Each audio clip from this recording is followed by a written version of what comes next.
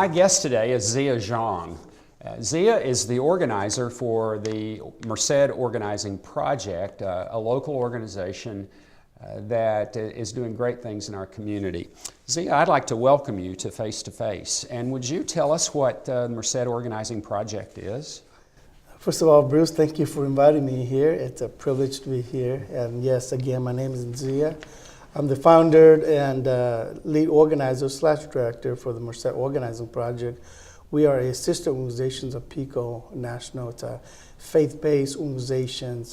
Our mission is to help develop, equip, and really transform community and congregation members to actively participate or engage in the public arena and to really influence public policy to really improve their communities.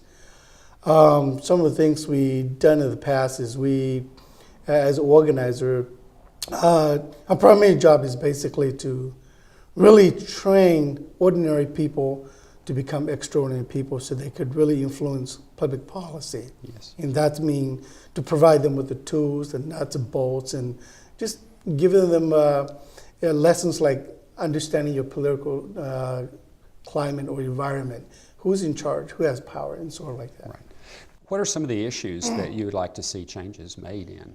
Well, particularly in Merced, we face so many issues such as highest foreclosure, unemployment, broken school systems. You see that a lot of homelessness has been increasing recently.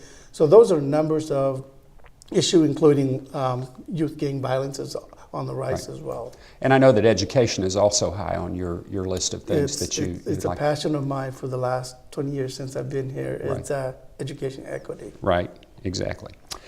Well, when you and I were in New Orleans together recently eating alligator, I remember a conversation that we had that impressed me greatly. And the conversation went to your origins and where you grew up and what it was like to be a refugee. And so would you tell us a little bit about your background and what brought you here? I'm a Hmong ethnic group. Hmong originally came from northern China. They lived there way about 1,400 years ago. And there were numbers of war between the Chinese and the Hmong people, particularly the Chinese has more number in people. So they invaded Hmong territory and they could stand anymore. So the Hmong moved to southern Asia. And today we call it Indochina, which is particularly in Laos, Burmese, and some other Southeast Asian country.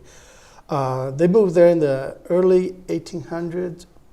They lived there for many, many years. And until 1960, during the Vietnam War, the Hmong were being recruited by the United States to fight on their behalf to stop the invasion of communism to South Asia. So Hmong took a huge part as American allies there.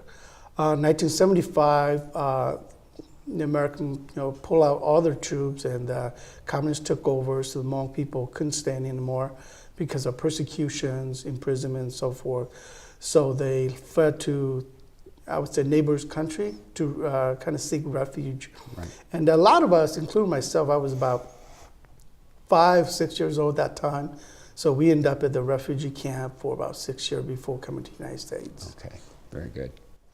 Well, how has that experience equipped you for what you do today? Certainly that must have had a huge impact on who you are. Yeah, I think that, I was growing up in a very disadvantaged culture or environment. I think that my parents has a lot of influence on me. I could remember that my parents were telling me, let us suffer, but you don't have to suffer. We have the opportunity to be in the United States where we could get a better education, better job. And I think they're more teaching the Christian values within them and being a really nice parent. I think that influenced a lot in how they shaped me today. Right. Well, so that brings us to the next question, and that is, how has faith shaped your life? And what do you bring to the table in terms of faith values? Well, I believe that, when I was growing up, I was very active in the youth. our youth ministries. I was in a music director for many, many years. I taught Sunday schools, and growing up in a Christian environment, going to church every Sunday, just make sure you live in a, I would say, simple but pure life, a holy life as a Christian should live. And having that kind of exposure in my life, it really helps my upbringing today and the values that I have. And I believe that God has called me to a certain way, and I know that God has called many of you for certain things, and God gives people different talents to do different things. And I believe that God gives you a talent to go to schools and come back and really help the community, and that's through community organizing. You and I had a conversation a little bit earlier, and we didn't talk about this a great deal, but I think you were saying that you really believe that God wants you to champion the cause of the little guy. I do. In fact, being here 20 plus years in the United States, I finally realized that little guys aren't getting a lot of attention. And I know that a lot of the time we are stubborn, just like Moses are stubborn. Yes. And we refuse to do the things that God wants us to do. But I think I embrace what God's calling me. The little guy, a lot of the time, I remember in the Bibles, Matthew says, when Jesus appeared to Saul, why do you crucify me? Mm-hmm. And also the sheep and the goat, when I was talking about, if you do this, the least of my brothers, you did it for me. And I realized, everything I do about community organizing, really helping the little people, it's about doing for Christ. Yes. And for me, I really believe that strongly, that it's not just an 8 to 5 job for me. I actually work extra mile to really help that. That's wonderful, Tsia. Why does organizing matter? Why should the average Mercedian care about what you do? Well, I don't know if they care or not, but I would certainly, I think that as a person of faith, I think it's a moral value, moral obligations. As you mentioned, the little people. Merced has faced so many challenges in recent year. We got the highest foreclosure, highest unemployment rate in the Central Valley with 27%. And broken school systems. You talk about youth gang violence on the rise, as well as homelessness is on the rise. And these are issues that really impact not just the little people, average American as well. And the question is, how do we put our faith in the public square and really influence local policy that really changes the lives of other community? And God has taught us to reach out to our neighbors, really help those who are vulnerable.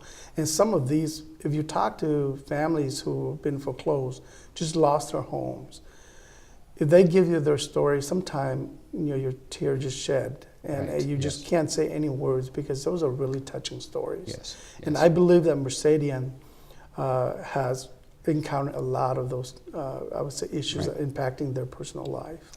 What values, Tsia, do you think are universal for everybody of every religious faith? I think that, having quality education, our value is about respect one another, respect of their culture, their ethnic group, or I think God doesn't see us as a color. Yes. God sees us all children's, and I believe that in our society it's hard to do that, but as a person of faith, I think we embrace that more. But I think it's about getting our words out there so that we can respect with each other with dignity. We do have dignity. It doesn't matter where we're from. Exactly. What would you like for MOP to accomplish in the next year? Besides getting money or fundraising to make sure the organization is running in the next couple of years, we are in a 2-year campaign, additional 2 or 3 years campaign. I think number one is our board wanted to make sure that we are in a conversation or public arena about employment. We want to make sure that Merced families are preparing for jobs out there, and make sure that our public official are accountable, make sure we bring more business to local here and hiring locals as well. Second, I think that youth gang violence has increased recently. we want to put a stop to that and decrease youth and gang violence. Very good. Those are noble goals. Correct. Well, Tsia, you're a good friend, and I thank you for joining me today Right. and being my guinea pig for the first face-to-face episode that we filmed. No problem. And Glad to be here. this has been wonderful and interesting.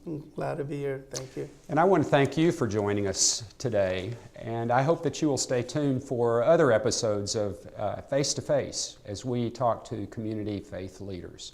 I'm Bruce Logue.